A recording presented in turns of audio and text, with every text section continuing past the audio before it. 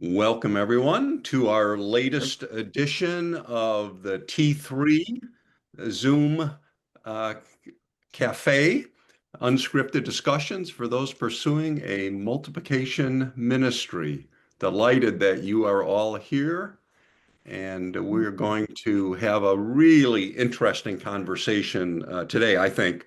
We're going to be focusing on relationships with our global partners and how our relationships affect multiplication. And so I really want to tap into your personal experiences with your global partners as we continue through. So let me begin with this question. When you're looking to establish a new global partnership, what do you look for in a global partner?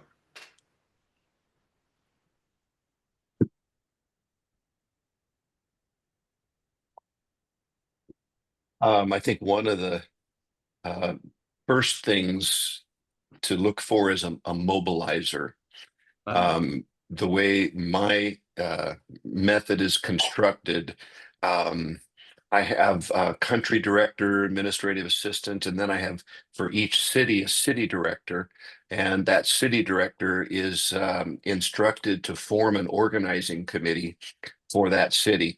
And what I have found is that the city director really needs to be a mobilizer. That is, a person who has a network of connections with pastors in a great area. I have found that if I use a younger guy in that position who does not have that network, the results are not as good. So I try now to have the city director in each city be someone who has those connections. And I actually learned that from Dr. Linus Morris. I traveled with him when I first started with GTN 10 years ago. And I remember him saying that, and it didn't click. hmm, Um, but through practical experience and some failures along the way, um, I found that to be true, and then I remembered what he had said, and he said the same thing basically. That right. that person really has to be someone who has wide connections. So the question is, what do we look for in a global partner? And Tom started us off with a mobilizer. We want them to be a mobilizer, a networked networker that can draw in others. Yeah. What else? What else do you look for in a global partner? Well, obviously, you want someone with the same vision of multiplication, Hmm, and you want someone that basic, well, pretty much agrees with you doctrinally. Um, there's one partner that I was talking to, a possible partner, and their theology was so far off. I don't think it'd be a good fit. thanks, Kurt. Someone else. Yeah, the struggle that I've been having um, is that we're running into partners who their integrity, their character is not good within the country.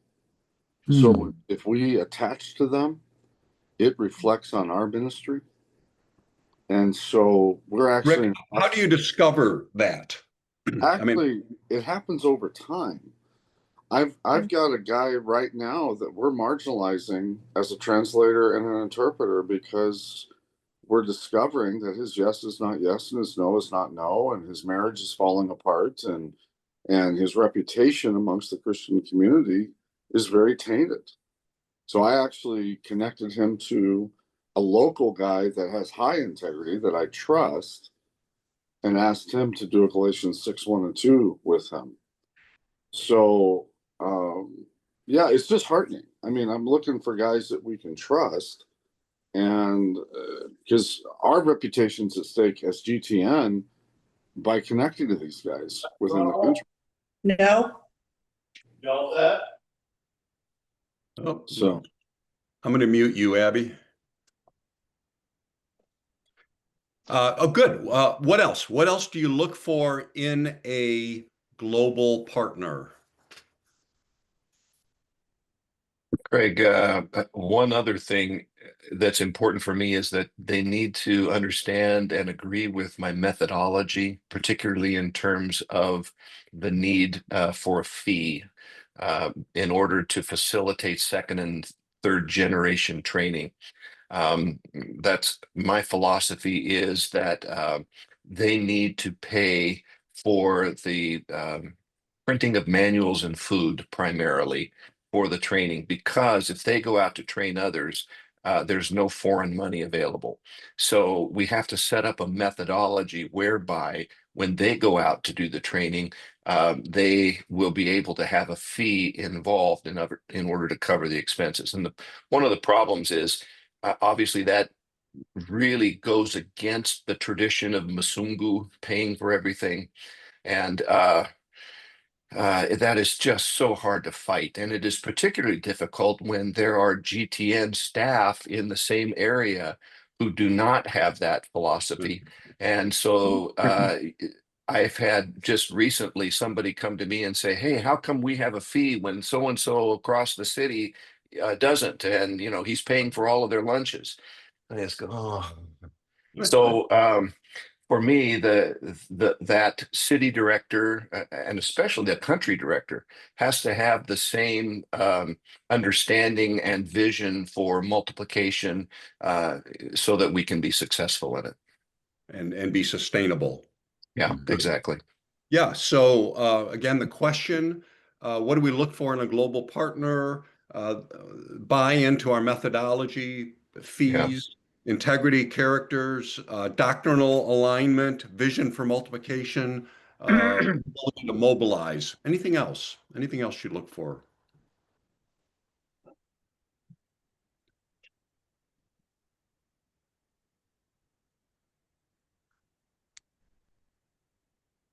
Maybe this has already been said, but I think a passion for spreading the gospel, a true, genuine believer that, you know, it's so easy you can hire a revival in some countries. And so it's not the wrong Oh, motivation. I haven't heard that before, Scott. Wow, hire a revival. So I think, just having that person that, you know, I can stand side by side with, and his integrity and his character and his passion is similar.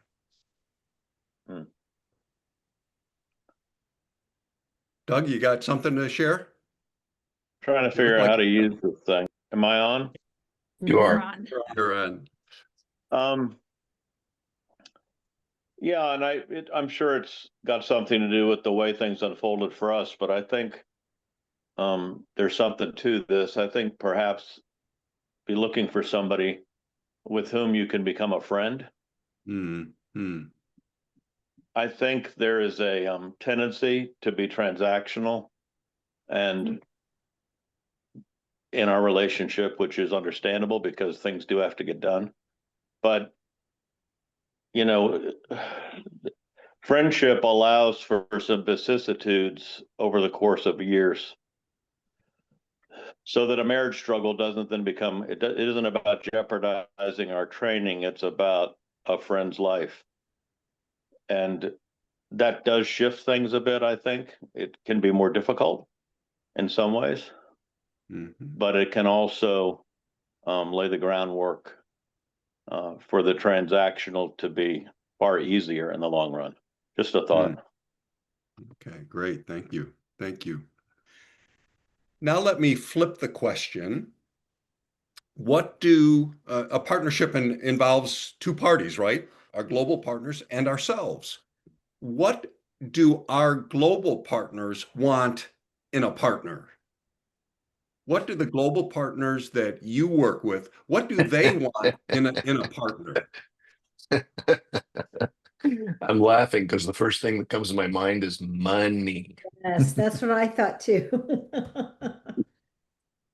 I mean, I don't, obviously they're looking for all the other things too, spiritual leadership and the opportunity to be a trainer and, to be involved in something bigger than themselves. All of those things, all of those really positive things. But uh, they definitely see dollar signs when they think of, here comes the American. And that's not necessarily a bad thing. We are in an incredibly gifted position, that we do have assets. I mean, the fact that we can travel to Africa at all says immediately money. They have money. And so they have this expectation that, we are going to pay for everything and that they don't have to pay for anything and all of that kind of thing. So I think that that's an expectation on their part that we have to understand. That is just so built into their culture. And then a lot of that has to do with colonialism. I mean, that's their history for hundreds of years. And we have to recognize that that is true and not get mad when they ask us for money. Let me follow up on that, Tom. Thanks for bringing that up. How do you see uh, residual colonialism operating in your partners? But then also, how do you see it operating in yourself? We always want to kind of put it on others as if we're been insulated from this. So let's talk about this colonial legacy. It is a huge issue in missions and in what the work we're trying to do. So let's talk about that.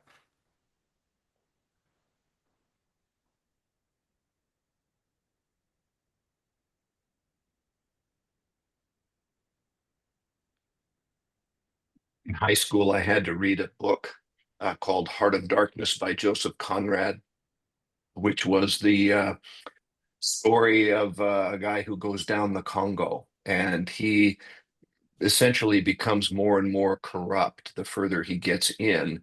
And that corruption is linked to his colonial mindset, colonialism mindset. And the idea is that there is such a vast difference in education, in understanding of the world. I remember talking with a high school science teacher, high school biology chemistry teacher, and I asked him if he knew the name Albert Einstein, and he said no. How is that possible? How could somebody not know about Einstein, who is a teacher at that level, at the high school level, especially the sciences? And so we recognize that there are really, really huge differences, and I think it's hard for us to not feel that superiority, to feel like, we just have all the knowledge, and certainly that's true of the Bible as well. Those of us who have, had the opportunity for advanced education theologically, there is I think, a real temptation to feel superior and to feel like we know it all. Um, Good. and I think that's something we have to fight.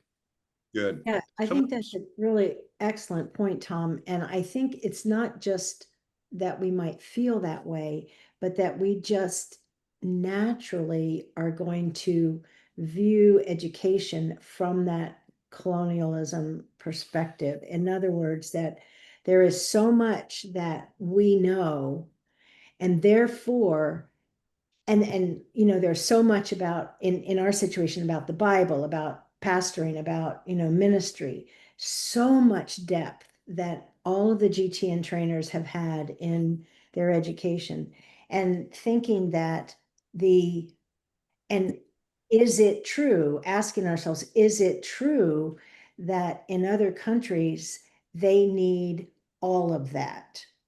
Or can they just, in other words, all of the depth of that education, or is it okay to just kind of give, a much less amount and be satisfied with that? Does that make sense?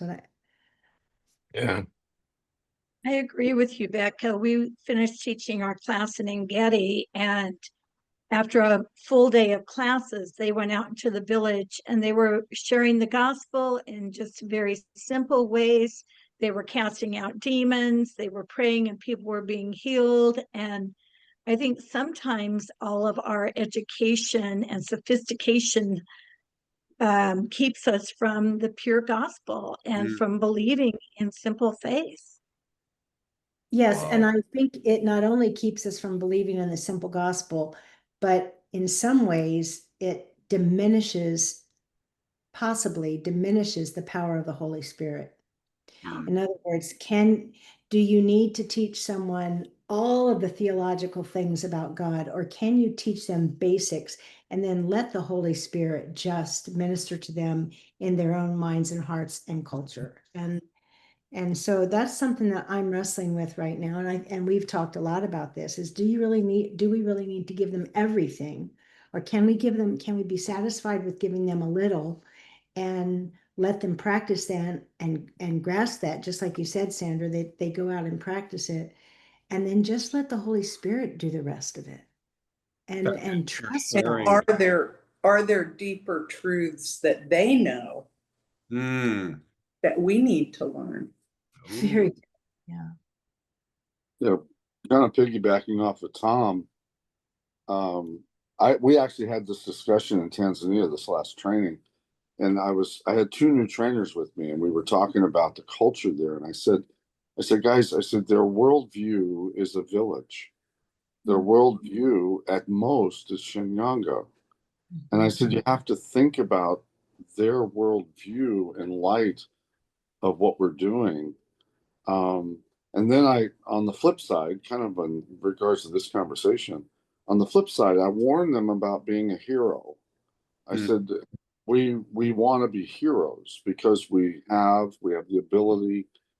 And I told them, I said, sometimes it's just best to listen and be a servant and just love and not be the hero, not try to solve every problem put in front of you.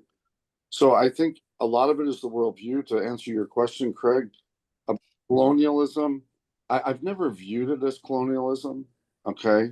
I think their worldview is the white man's been around, which is a colonialism, and he's provided for them. So I guess in that sense, maybe so. I've just viewed it as greed, to be honest. As what? As greed, just typical human nature. You know, if it would happen here in America, if a rich guy showed up in a place and you had a need, you're going to ask. I mean, it's just simple human nature. It's not. I don't want to blame it on colonialism.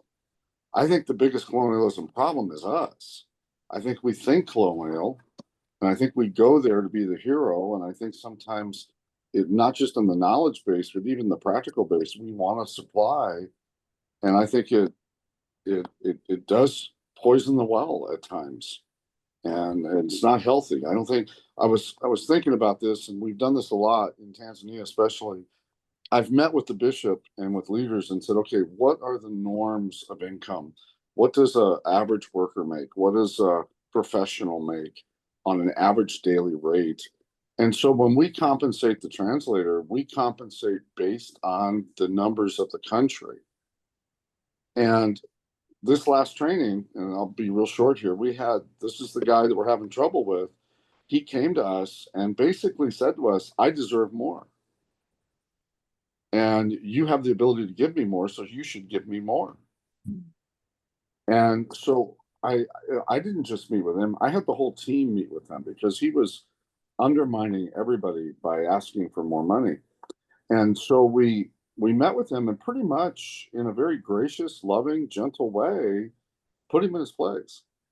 And we explained to him why we pay what we pay and where we get our numbers from and everything else. And realistically, we're paying the interpreters 3 times the skilled rate in the area. So So let me ask this question again. So we're already being gracious, is my point. Right. So Rick points out the we want to be the hero. That's part of a colonial mentality. Come in and solve people's problems and fix everything. And how else do we see colonialism playing out in our own minds, hearts, attitudes? What as you self-reflect, what are some other ways that those tentacles emerge?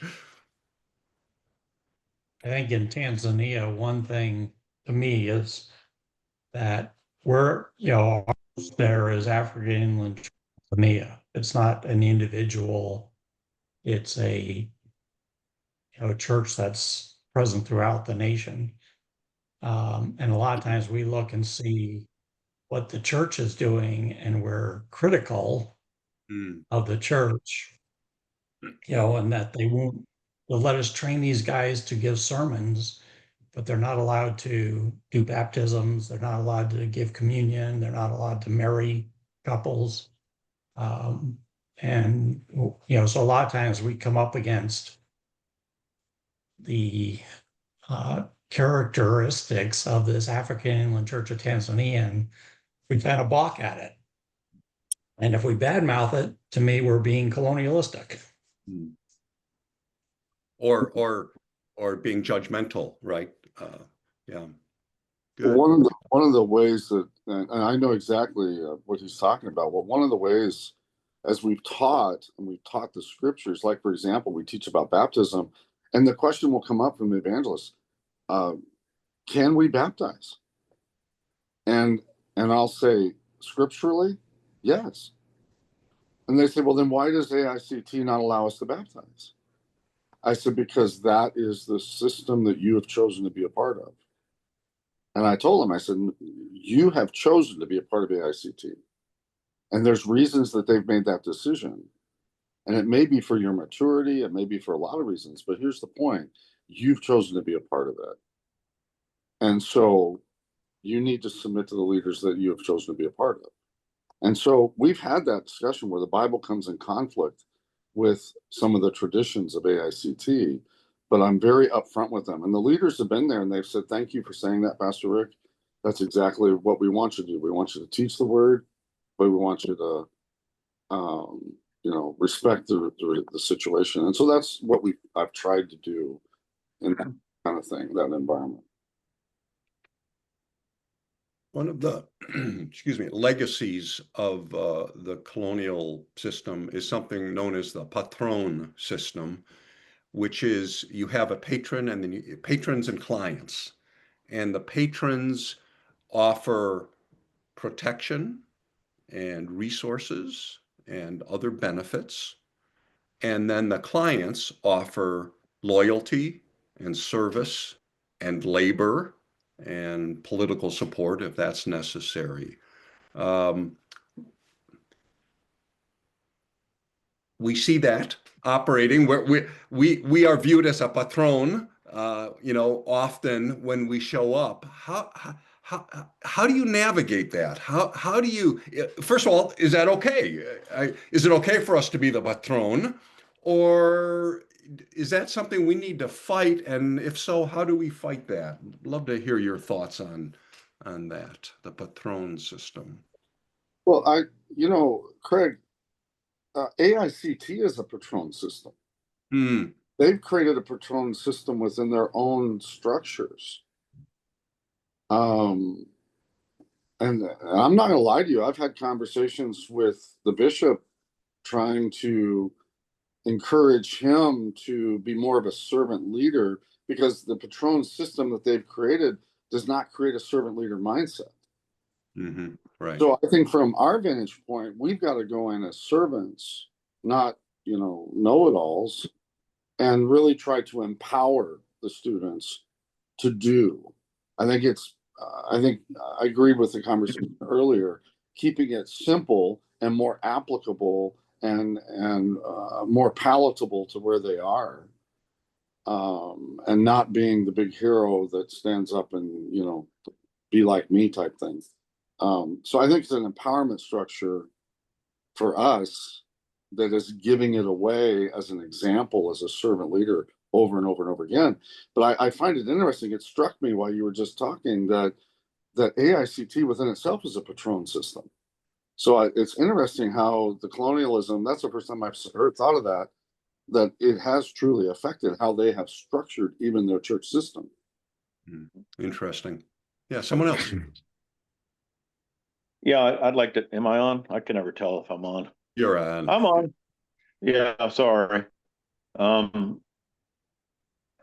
a lot swirling through my head. So I'm gonna, if I may, a brief story and then a comment. So several years into my relationship with Zambia and my friendship with Percy Maleva, our colleague at GTN, our only indigenous GTN staff member, if I have that right. I happened to stumble upon Albert Schweitzer's diary for sale on Kindle Books for 99 cents for his first few years in Africa. So I decided to pick it up and read it. It was gloriously disheartening that the great Albert Schweitzer, beloved patron, was such a jerk. But what really hit me in it was a section where, after telling his story, which was interesting, he paused in the middle and said, "Now people have been asking me what I think of the Africans." And he went on to tell the story about how he has a loyal, helpful right-hand man, which was West Africa, if I recall. But the only problem is no matter what he asked the man to do, he always just almost did it. He didn't completely do it. And he gave he'd asked him to have a tree moved down to the side of the water so that the next missionary could come and pick up this tree that they needed to build something. And he moved it almost to the water. And the conclusion he drew at the end of these stories was, let's face it, Africans will always be children. And that line has never left me. So I was pierced by that. And by then my friendship with Percy had grown to the point that I felt I could chat openly about these things. And I said, "What do you make of that?" He just laughed. He said, "Well, he doesn't understand us." He said, "We live in a master-slave culture. The only way a slave can keep his dignity is to obey so far that he can't be punished, but not so far that he loses his right to choose. And so the slave obeys 95%, and the leadership tacitly understands that he can't obey 100% or he becomes an animal. But if he doesn't obey 95%, he'll lose his patronage from the chief in this case, or the village elders, or in the case of a missionary, Albert Schweitzer." And I began to observe that happening. The other thing Percy said was, "Don't think that we're as stupid as you think we are when we're negotiating with the Westerners to get their money. We're actually manipulating them when they think they're manipulating us." So this notion, I feel it strongly often in my own soul, and also when I'm sharing with people, is this notion that we're adults and they're children, that we're wise, they're not quite so wise, that we have what they need, but they don't need all of it. Do they? Question mark. All of these things, to me, and I'm speaking of my own heart, are rooted in a certain personal arrogance more than cultural arrogance, and also a desire to not be vulnerable relationally with the people I'm working with. Because if I admit to myself that they can manipulate me as easily as I think I can manipulate them, then the playing field is leveled. And that's a bit uncomfortable when you're on their geographical territory. So that's just a few thoughts that have floated through my brain and heart through the years. Let's engage with Doug here. What do you think?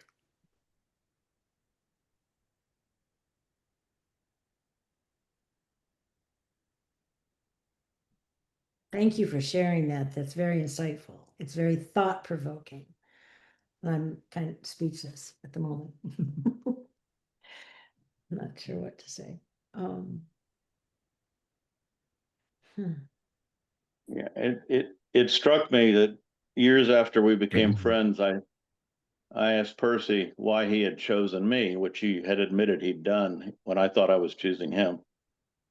And he said, Well, we were a mission village and we had hundreds of whites come through our village every summer. And I grew up there and I was the translator for the chief negotiating with the Americans. He said, in all those years, all those summers, there were only two men who showed any interest in us as individuals. You were one of them. While everybody else was doing mission work, you were wandering around the village asking people how they were and finding out about their family. And I said, well, Percy, that wasn't a strategy. I just have a naturally curious mind. He said, I understand that, but you need to understand that literally thousands have come through our village and there were only two of you who showed any interest in us as individuals. And the rest were all missionaries. They were all on mission trips. They were all coming as missionaries. They were interested in the mission, he said, but they were not interested in us. And that really stunned me. That was a long time ago. Mm-hmm.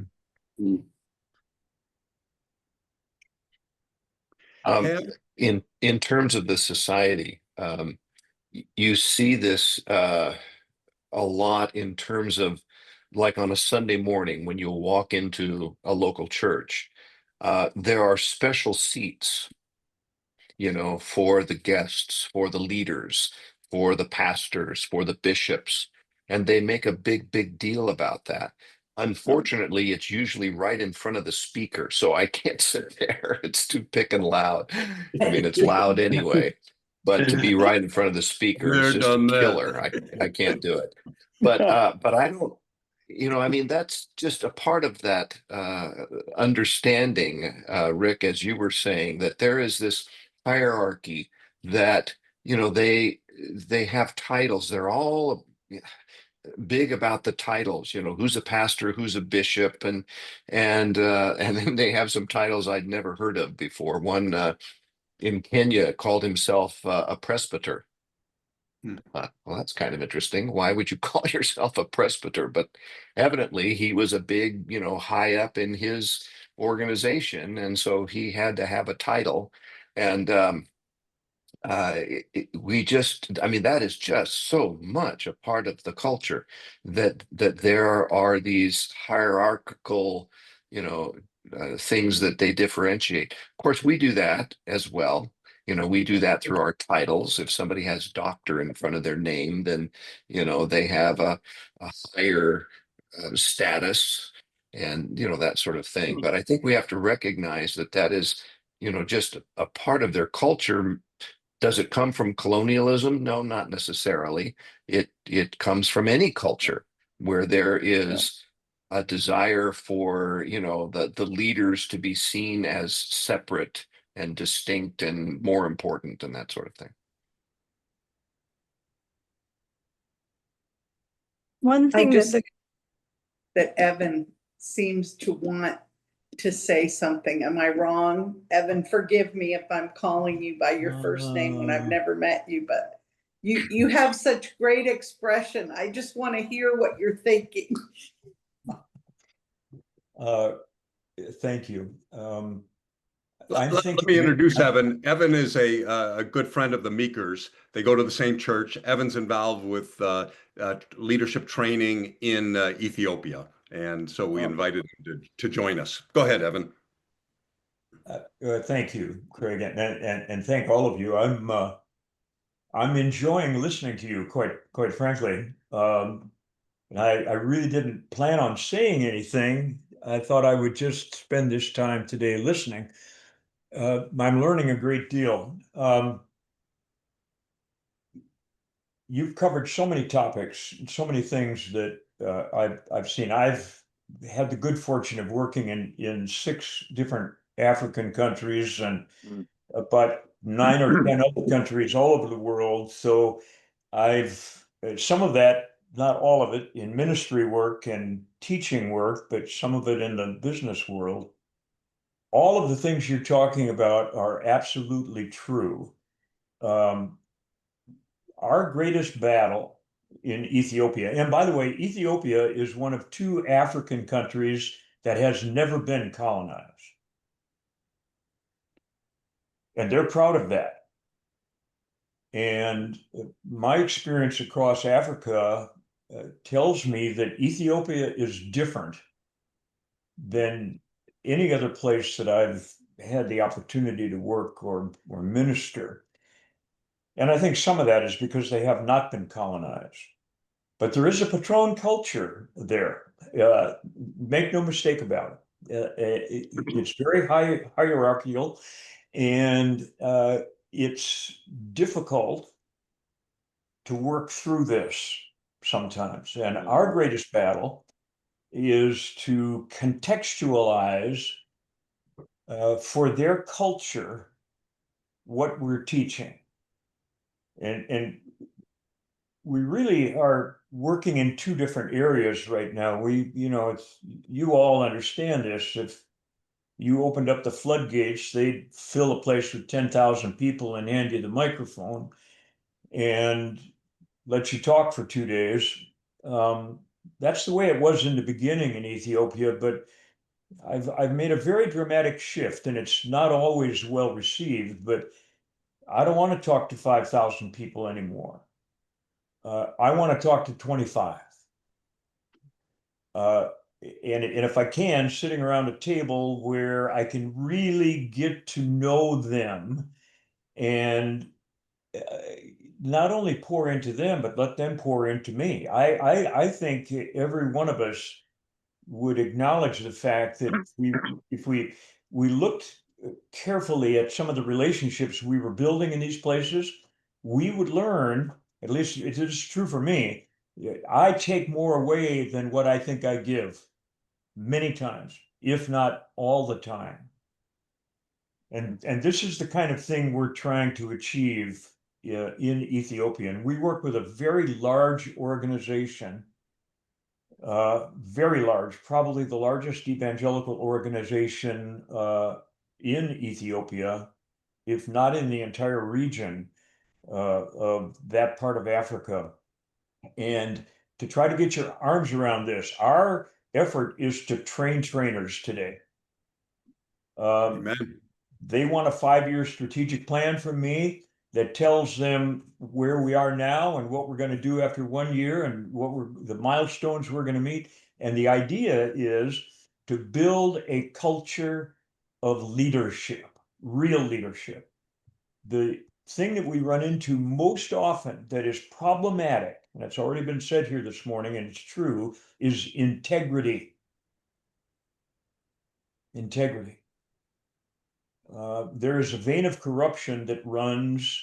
I wish I could say that the church was absent from it, but the church is not absent from it.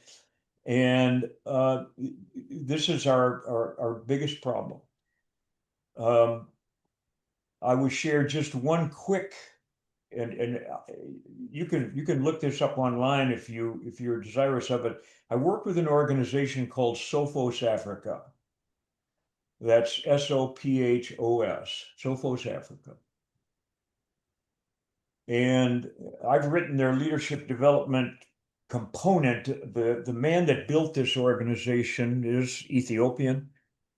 And his premise is that he believes that Western money coming into African countries is like a drug.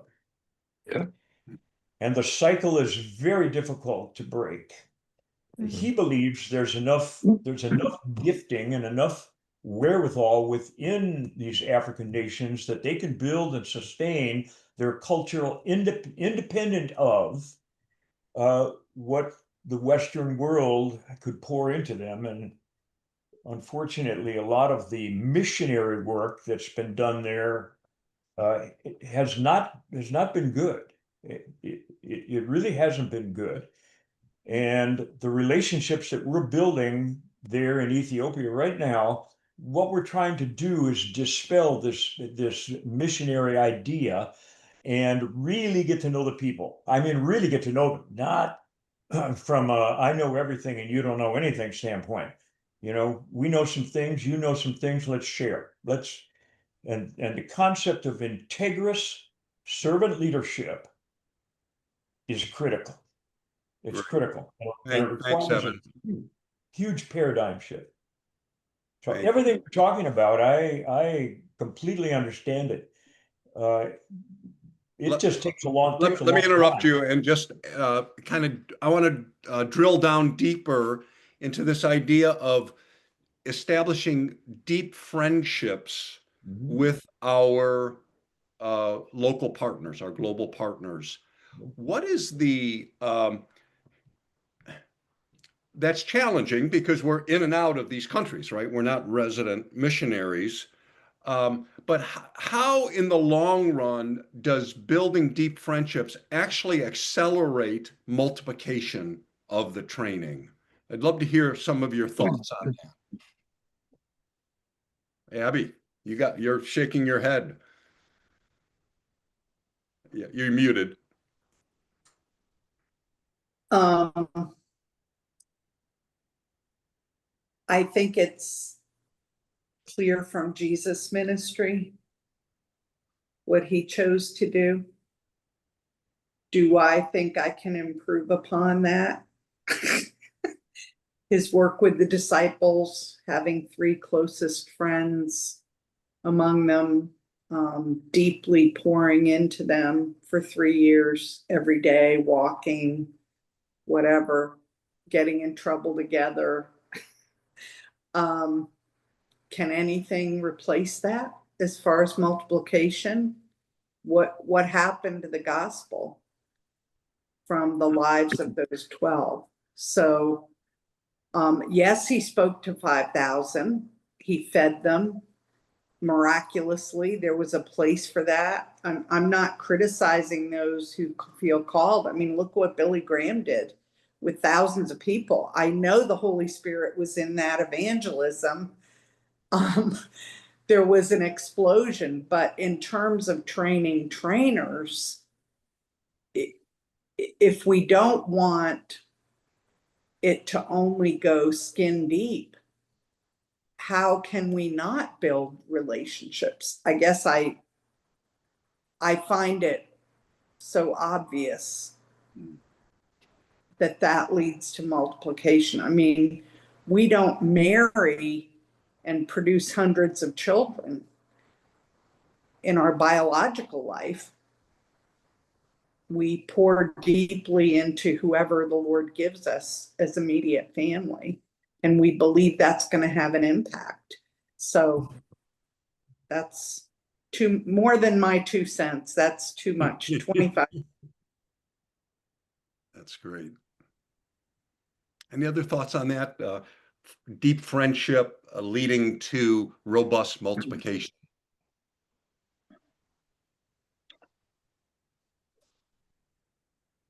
Well, deep friendship would lead to greater and greater vulnerability and greater honesty and a more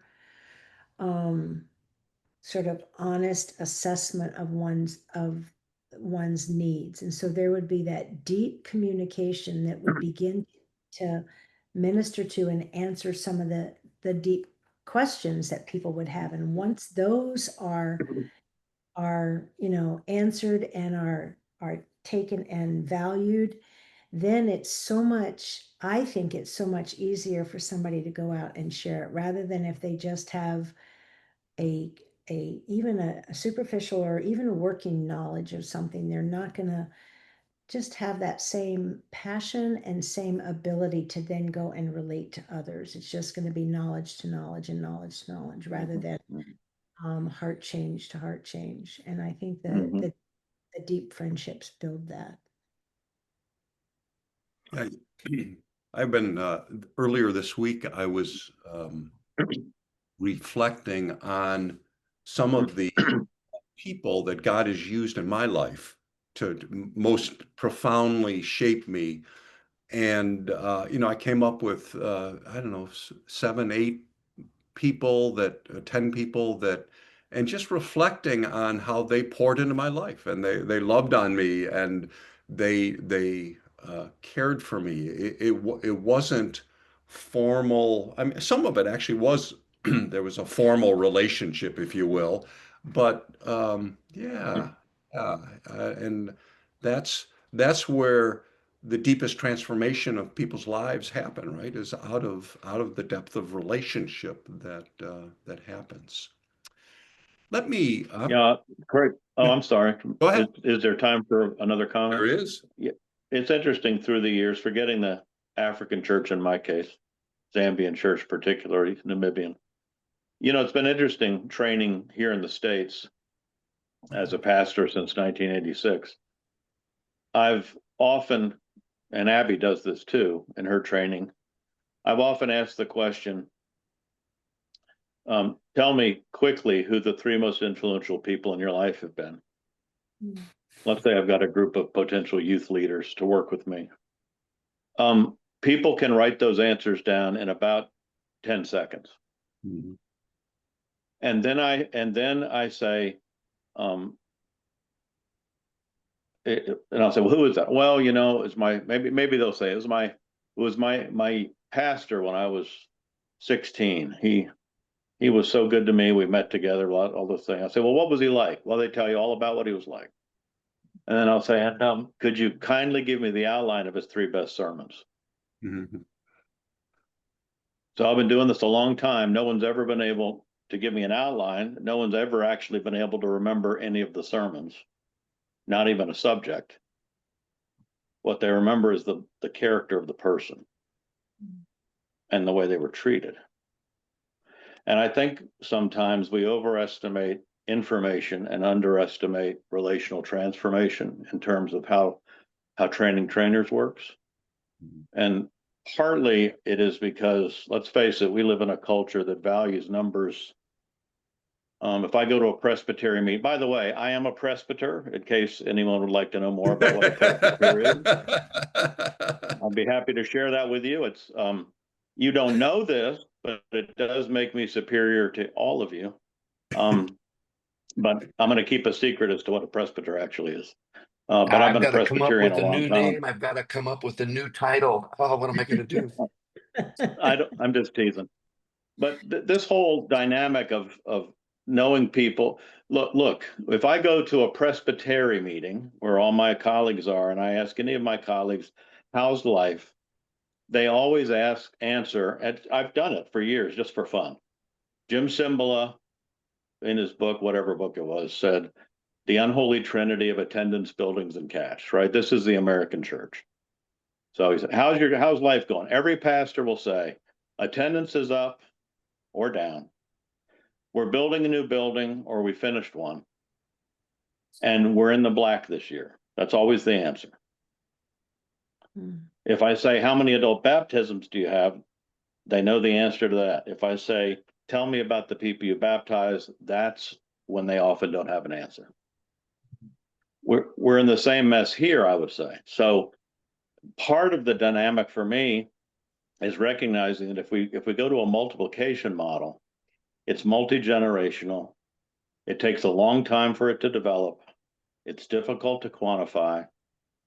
People want to answer. How many did you train? How many came to Christ?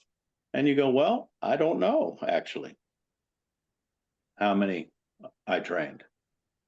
I met with 15 people for a week, but I'd have no idea how many they trained because they've been out in the middle of the bush for the last 18 months, and I won't see them until next year. It's a difficult, I think it's a difficult mindset as an American Christian, especially as a professional pastor here, to get out of the ABCs, the attendance, buildings, and cash, the addition mindset, and value the 20-year plan. Because that's what multiplication is. It's a 20-year plan, not a 5-year plan. And that's hard for us, especially I'm 68. I don't have 20 more years. I may, but I doubt I'll be traveling to Africa when I'm 88. So just some thoughts, perplexities for me. Thanks, Doug. I'm going to share my screen just for a couple of minutes here. And there we go. I want to mention a couple of upcoming events that tie into this very conversation that we've been having.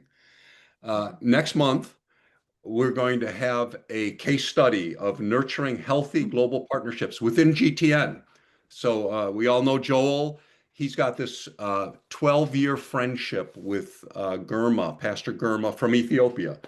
And we will be talking about uh, all the good, the bad, and the ugly of that partnership, how it started, the challenges that they face, some of the misunderstandings, how it morphed, what that partnership looks like today. So again, kind of staying on the same theme of healthy global partnerships. I encourage you to note that. And then this, I am so excited about this. The day the day that the leadership gathering ends in Scottsdale, I and some other GTNers will be leading a probably 8-hour workshop over 2 days, and we're calling it Small, Slow, Deep, and Wide, developing a relationship-driven training process. And I've been working on this for the last several weeks, and I am I'm jumping out of my skin. I'm so excited about it. So how can a relationship-driven training process end up with substantial multiplication? How can we go deep and wide at the same time? So we're going to spend, as I said, about 8 hours working through that. I'd love for you to be part of that if at all possible. And then another in-person workshop is this January. The Meekers will be taking us on a journey from merely being teachers and trainers to become facilitators of learning. This is going to be a week-long workshop, and it'll enable you to become a better facilitator, but also you'll be able to train those you work with to become better facilitators. So you'll be equipped to do facilitator training. So that's going to be down in Dallas. I encourage you to consider that. And then our next T3 Zoom Cafe is November 25th. So with that, I'm going to stop sharing my screen, and I want to ask this one final question. Based on what you've learned today, what adjustments are you going to make? What changes might you make regarding your relationships with your global partners? Because we just want to be blah, blah, blahing, right? we want these things to make us better equipped for the ministry we've been entrusted with. So any takeaways? What might you what adjustments might you make in terms of your global partnerships based on this conversation?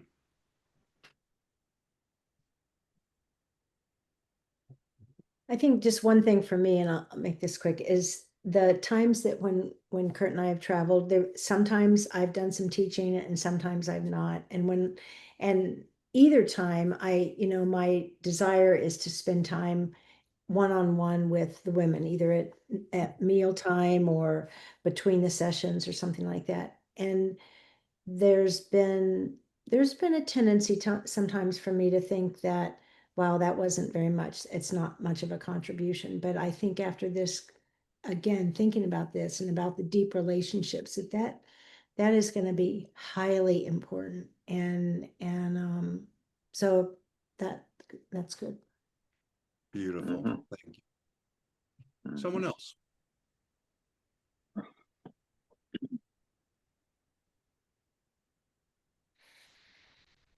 I think it's hard to develop those deep relationships sometimes when we train and see different groups every time we train.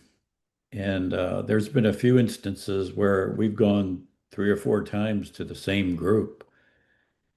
And that's just like a whole different level of teaching when you have those relationships. And people remember you and you remember them, and you find out about their families and things. So that might be just something to think about, with the way that we do training sometimes. That's great, Kurt.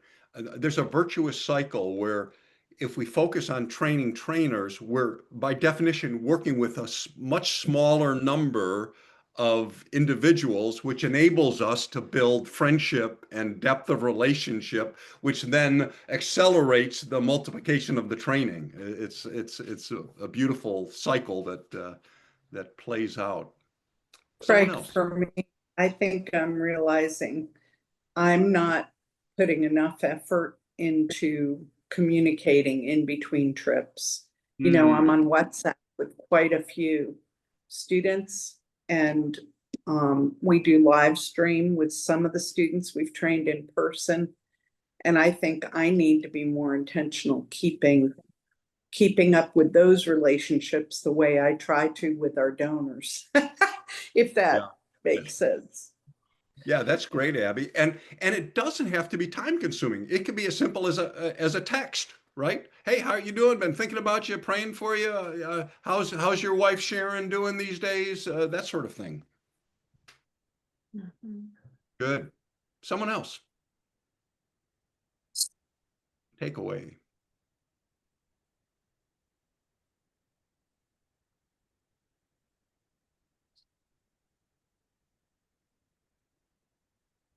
So for the past 2 years, we've spent in Morogoro, Tanzania, training 12 people. And whenever we compared numbers, as Doug was talking about, you know, Miles Fargley has a class of 80 up in Deborah, and Rick has 67 in Shinyanga. We had 12.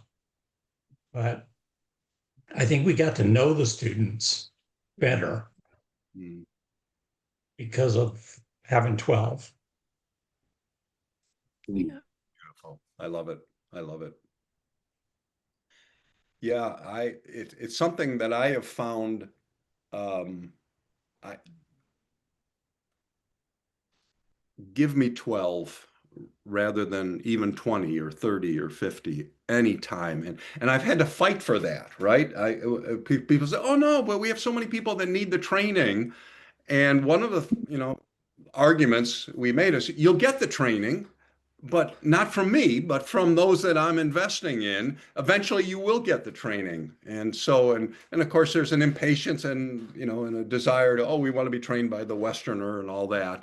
But in the end, it's far more effective, far more productive to go small, small, slow, deep, and wide, right? Good. Someone else.